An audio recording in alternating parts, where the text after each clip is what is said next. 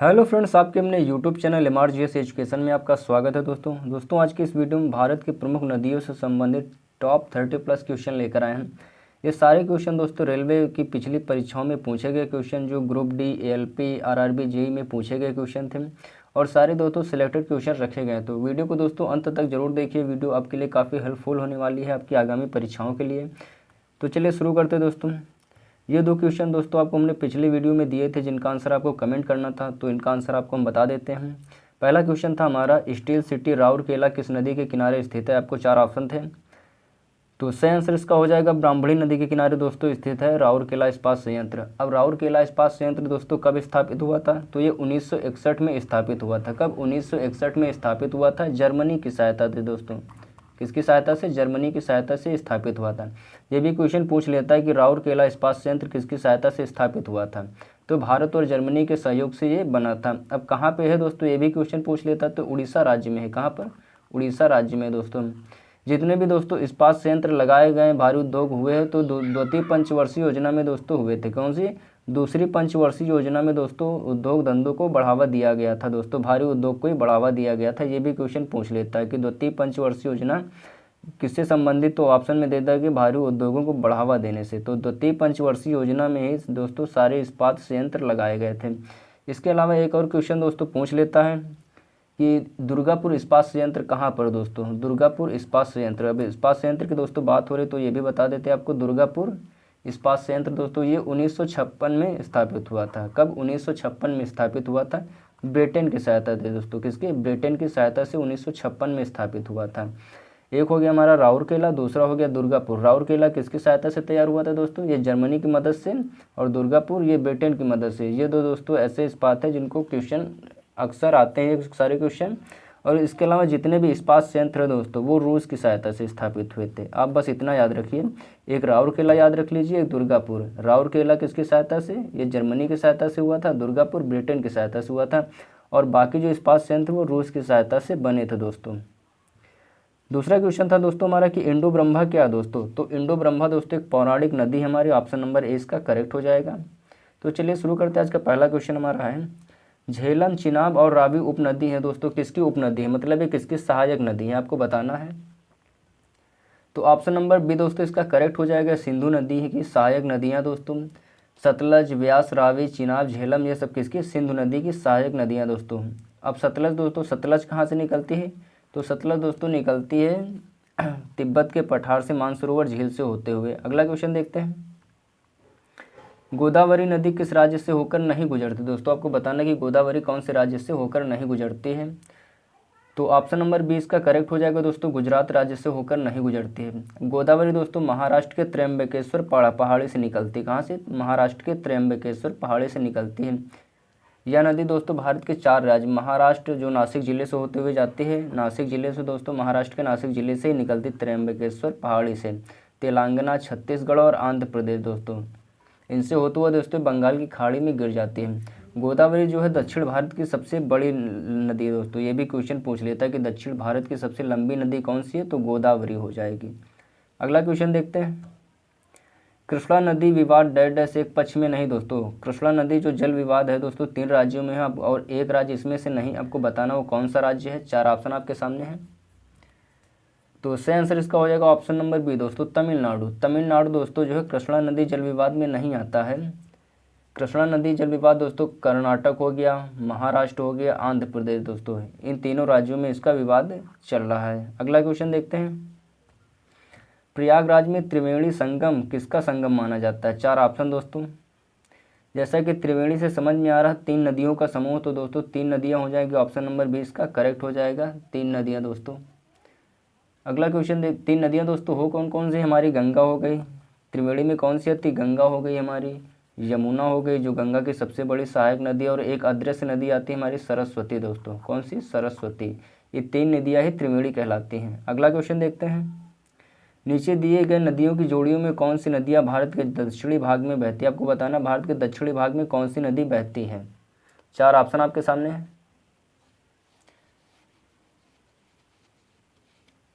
तो दोस्तों इसका सही आंसर हो जाएगा ऑप्शन नंबर बी दोस्तों, कौन सी? ऑप्शन नंबर बी कावेरी और गोदावरी दोस्तों, ये नदियाँ क्या दक्षिणी भाग में दोस्तों बहती हैं। ऑप्शन नंबर बी इसका करेक्ट हो जाएगा। अगला क्वेश्चन देखते हैं। इलाहाबाद के त्रिवेणी संगम को 3 नदियों, अभी आपको दोस्तों मैंने बताया त्रिवेणी की 3 नदियाँ कौन कौन थी, हमारी गंगा थी, सरस्वती थी, यमुना थी, में कौन सी नदी भूमिगत नहीं? आपको भूमिगत नदी नहीं बताना है कि 3 नदियों जो त्रिवेणी उनमें भूमिगत नदी कौन सी नहीं है। तो ऑप्शन नंबर सी इसका करेक्ट हो जाएगा दोस्तों। सरस्वती जो है दोस्तों, ऐसा माना जाता है कि ये अदृश्य नदी दोस्तों, कैसी? अदृश्य नदी है, ज़मीन के नीचे से होते हुए बहती, ऐसी मान्यता है दोस्तों। ऑप्शन नंबर सी इसका करेक्ट हो जाएगा। ये भूमिगत नहीं है, प्रायः ये विलुप्त ही हो चुकी है। अगला क्वेश्चन देखते हैं। बांग्लादेश में प्रवेश करने के बाद गंगा की मुख्य शाखा किस नाम से जानी जाती है दोस्तों? आपको बताना है। 4 ऑप्शन आपके सामने हैं। तो गंगा जो है दोस्तों गंगोत्री से निकलती है, तो ये बांग्लादेश में जब प्रवेश करती है तो दोस्तों पद्मा के नाम से जानी जाती है। ऑप्शन नंबर डी इसका करेक्ट हो जाएगा। कौन से नाम से जानी जाती है? पद्मा नाम से जानी जाती है। देवप्रयाग में दोस्तों भागीरथी और अलकनंदा के मिलने के पश्चात इसे गंगा के नाम से ही जाना जाता है। अगला क्वेश्चन देखते हैं दोस्तों। तो ये गिरती कहाँ पे दोस्तों? ये बंगाल की खाड़ी में गिर जाती है। अगला क्वेश्चन देखते हैं। कालिंदी नदी का दूसरा नाम क्या है? 4 ऑप्शन आपके सामने, आपको बताना कालिंदी नदी का दूसरा नाम क्या है। तो इसका ऑप्शन नंबर सी करेक्ट हो जाएगा दोस्तों, यमुना। यमुना को हम कालिंदी नदी कहते हैं क्योंकि ये दोस्तों कालिंद नामक पर्वत से निकली है। कालिंद नामक एक पर्वत है दोस्तों, वहीं से निकली है, इसीलिए इसका नाम कालिंदी पड़ा दोस्तों। क्या नाम पड़ा है? कालिंदी। यमुना का दूसरा नाम क्या हो गया? कालिंदी, क्योंकि ये कालिंद पर्वत से ही निकली है। और ये गंगा की सबसे बड़ी सहायक नदी दोस्तों, कैसी? सबसे बड़ी सहायक नदी है गंगा की। अगला क्वेश्चन देखते हैं। निम्न में से कौन सा कथन भारतीय नदियों के विषय में सत्य नहीं है? आपको बताना है कि कौन सा कथन है जो नदियों के मामले में सत्य नहीं है। 4 ऑप्शन आपके सामने हैं। पहले ऑप्शन की बात करते हैं, हिमालयी नदियां सदाबहार होती है। एकदम करेक्ट है दोस्तों, क्योंकि हिमालयी पर्वत जो होते हैं उनके ऊपर बर्फ पिघलती है दोस्तों, तो वो नीचे पानी के रूप में एकत्रित होते हैं, जिससे नदियाँ निरंतर प्रवाहित होती रहती है। तो फर्स्ट ऑप्शन करेक्ट हो जाएगा। प्रायद्वीपीय नदियाँ मौसमी होती हैं, तो ये भी एकदम करेक्ट है दोस्तों। बरसात के दिनों में दोस्तों जो पानी इकट्ठा होता है पहाड़ों से आता है नीचे, तो वो भी क्या है? नदियों में एकत्रित हो जाता है। तो प्रायद्वीपीय नदियाँ मौसमी होती है, ये भी करेक्ट है। हिमालयी नदियाँ बहुत छोटे छोटे डेल्टा का गठन करती है दोस्तों, ये क्या है? ये सत्य नहीं दोस्तों, ये ऑप्शन नंबर सी सत्य नहीं है, क्योंकि हिमालयी नदियाँ बहुत बड़े डेल्टा का गठन करती है। जैसे गंगा और ब्रह्मपुत्रा का जो विश्व का सबसे बड़ा डेल्टा बनाती हैं, तो ये छोटे छोटे डेल्टा का निर्माण नहीं करती हैं। 4th ऑप्शन देख लेते हैं। प्रायद्वीपीय नदियों में पानी की मात्रा कम होती है, यह भी ऑप्शन करेक्ट है, क्योंकि बरसात आते ही आते इनमें बाढ़ आ जाती है दोस्तों, और जैसे ही गर्मी आती तो इन नदियों का पानी जो है कम होने लगता है, इसलिए इसके जल स्तर में उतार चढ़ाव होता रहता है। तो ये भी डी नंबर भी करेक्ट हो जाएगा। तो इसका ऑप्शन नंबर सी क्या करेक्ट नहीं? तो यही इसमें क्या पूछा, कौन सा विषय सत्य नहीं? तो ऑप्शन नंबर सी इसका करेक्ट हो जाएगा। अगला क्वेश्चन देखते हैं। निम्नलिखित में से किस नदी का उद्गम तिब्बत में? दोस्तों आपको बताना है कौन सी नदी का उद्गम तिब्बत में है। 4 ऑप्शन आपके सामने हैं। तो इसका ऑप्शन नंबर सी करेक्ट हो जाएगा दोस्तों। ब्रह्मपुत्र नदी का उद्गम जो है तिब्बत में दोस्तों, कहाँ पर है? तिब्बत में दोस्तों, मानसरोवर झील से निकलती है। तिब्बत से क्या निकलती है? मानसरोवर झील से निकलती है। कौन सी नदी? ब्रह्मपुत्र नदी। अब गोदावरी की नदी की बात करते हैं तो ये त्र्यंबकेश्वर पहाड़ी से निकलती है। कहाँ से? त्र्यंबकेश्वर पहाड़ी से निकलती है, जो कि महाराष्ट्र में पड़ती है। अब बात करते हैं महानदी की दोस्तों, ये छत्तीसगढ़ से निकल के आती है। कहाँ से? छत्तीसगढ़ के निकल के आती है। सोन नदी आपको हमने बताया, सोन नदी। और कौन सी? नर्मदा नदी हो गई, ये अमरकंटक की पहाड़ियों से निकल के आती। कहाँ की? अमरकंटक की पहाड़ियों से निकल के आती, जो कि एमपी में पड़ती हैं। बात करते हैं ब्रह्मपुत्र की, बात आपको बता चुके, जो उद्गम कहाँ से? तिब्बत से है। तिब्बत में एक मानसरोवर झील है दोस्तों, वहीं से इसका निर्माण हुआ है। अगला क्वेश्चन देखते हैं। यार्लिंग टैंक्सपो का नाम प्रचलित नाम क्या है? दोस्तों आपको बताना यार्लिंग टैंक्सपो जो किसका दूसरा नाम है। 4 ऑप्शन आपके सामने हैं। तो इससे आंसर इसका हो जाएगा ऑप्शन नंबर बी दोस्तों, ब्रह्मपुत्र नदी। दोस्तों ब्रह्मपुत्र और सतलज दोनों ही दोस्तों मानसरोवर झील से ही निकल के आई हैं, तो ऑप्शन नंबर बी इसका करेक्ट हो जाएगा। अगला क्वेश्चन देखते हैं। निम्न में से कौन से एक अंतर्देशीय जल निकासी के साथ एक नदी नहीं है? अंतर्देशीय जल निकासी के साथ एक नदी नहीं, आपको बताना। 4 ऑप्शन आपके सामने हैं। तो ऑप्शन नंबर सी इसका करेक्ट हो जाएगा, पेरियार। दोस्तों पेरियार एक अंतर्देशीय जल निकासी नदी नहीं है। यह दोस्तों सिर्फ केरल राज्य में ही बहती है दोस्तों। कहाँ पर? केरल राज्य के अंदर ही सिमट के रह जाती है, इसलिए एक अंतर्देशीय जल निकासी नदी नहीं है। अगला क्वेश्चन देखते हैं।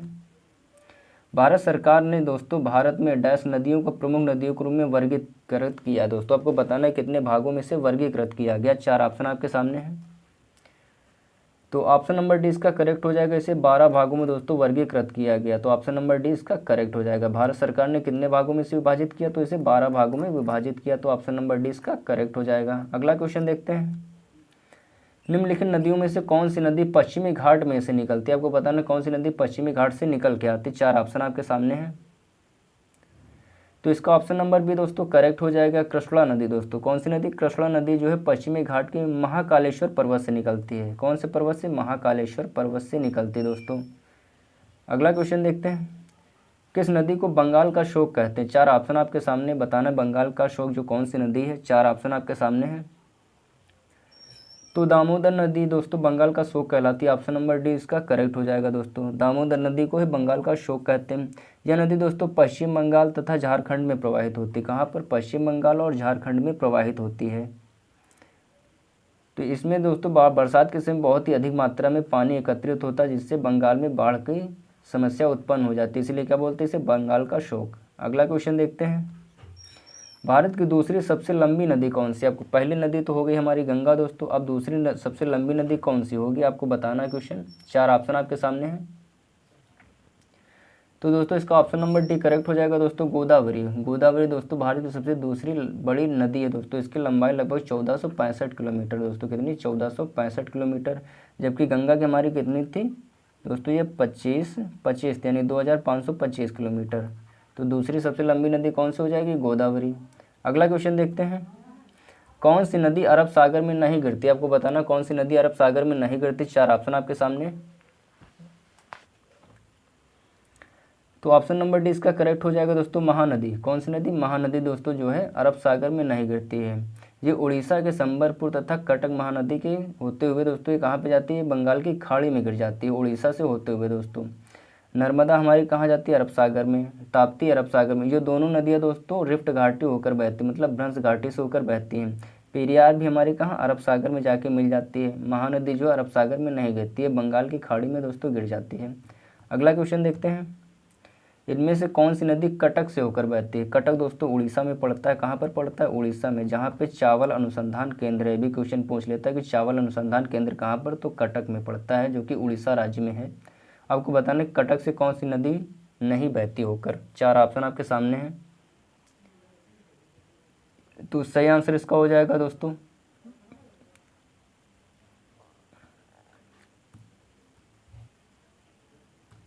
ऑप्शन नंबर सी दोस्तों, ताप्ती नदी जो है कटक से होकर नहीं बहती है। अगला क्वेश्चन देखते हैं, भारत की सबसे लंबी नदी कौन सी है जो समुद्र में प्रवाहित नहीं होती। आपको बताना है सबसे लंबी नदी कौन सी जो समुद्र में दोस्तों जाके नहीं गिरती है। 4 ऑप्शन आपके सामने हैं, तो ऑप्शन नंबर 20 का करेक्ट हो जाएगा दोस्तों, यमुना नदी। अब यमुना नदी कैसे दोस्तों, क्योंकि ये सबसे सहायक, किसकी सहायक सबसे लंबी नदी है, ये गंगा की सबसे लंबी सहायक नदी है, तो आके ये गंगा में ही मिल जाती है। तो इसलिए इसका जो है सागर तक पहुंच पाना मुश्किल हो जाता है, तो गंगा के ही माध्यम से सागर में जाके गिरती है। मगर जो जो जाके कहाँ पे मिल जाती है, गंगा में, तो सागर में नहीं मिलती, गंगा में मिल जाती है। इसीलिए कौन सी, जो समुद्र में प्रवाहित नहीं होती, ये डायरेक्टली समुद्र में जाके नहीं गिरती है। तो ऑप्शन नंबर 20 का करेक्ट हो जाएगा, यमुना। अगला क्वेश्चन देखते हैं, नर्मदा नदी का उद्गम स्थल कौन सा है। 4 ऑप्शन आपके सामने हैं, तो सही आंसर इसका हो जाएगा अमरकंटक की पहाड़ियाँ। ऑप्शन नंबर ए दोस्तों करेक्ट हो जाएगा। सोन नदी हो गया दोस्तों हमारा, नर्मदा नदी हो गया, ये कहाँ से निकलती है, अमरकंटक की पहाड़ियों से दोस्तों निकलती, जो कि एमपी में पड़ता है। कहाँ पे पड़ता है, एमपी में। अगला क्वेश्चन देखते हैं, नीलगिरी की पहाड़ियाँ दोस्तों तमिलनाडु में पड़ती है। कहाँ पर, तमिलनाडु में। भी क्वेश्चन पूछ लेता है कि नीलगिरी की पहाड़ियाँ कहाँ पर पड़ती है, तो तमिलनाडु में पड़ती हैं। अगला क्वेश्चन देखते हैं, किस नदी को दक्षिण गंगा के नाम से भी जाना जाता है, मतलब किस नदी को दक्षिण की गंगा कहते हैं। 4 ऑप्शन आपके सामने हैं, तो इसका ऑप्शन नंबर सी दोस्तों करेक्ट हो जाएगा। गोदावरी को दोस्तों हम दक्षिण की गंगा के नाम से जानते हैं, गोदावरी को दोस्तों। वैनगंगा और पैनगंगा दोस्तों किसकी सहायक नदी है, वैनगंगा और पैनगंगा, ये भी क्वेश्चन आ जाता है दोस्तों, कभी कभी पूछ लेता है किसकी सहायक नदी है, तो ये गोदावरी की सहायक नदियाँ हैं। वैनगंगा और पैनगंगा दोस्तों गोदावरी की सहायक नदियाँ हैं, जो कि दक्षिण भारत की सबसे लंबी नदी होती है दोस्तों, या सबसे बड़ी नदी होती है।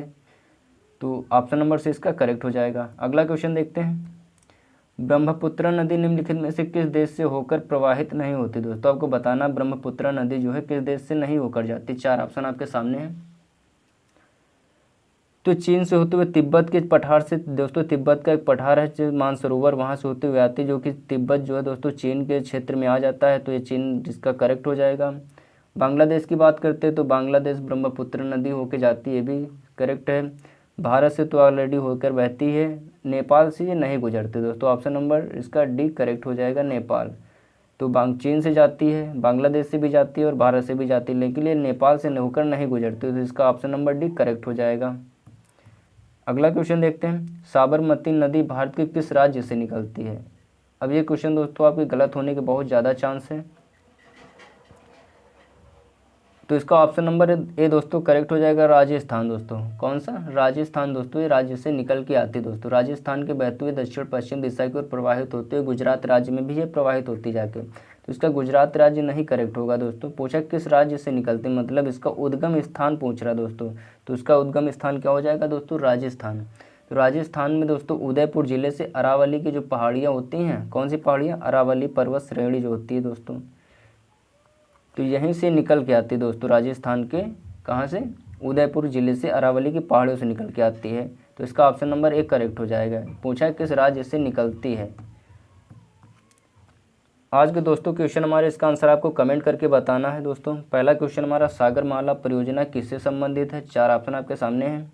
दूसरा क्वेश्चन, बाण सागर बांध किस राज्य में स्थित दोस्तों, 4 ऑप्शन इसमें भी आपको हैं, तो इसका आंसर आप हमें कमेंट करके जरूर बताइएगा। अगर वीडियो अच्छा लगा तो प्लीज़ इसे लाइक शेयर और सब्सक्राइब करिए, और ऐसे नए वीडियो पाने के लिए हमारे चैनल के साथ जुड़े रहिए। तब तक के लिए धन्यवाद, बाय बाय।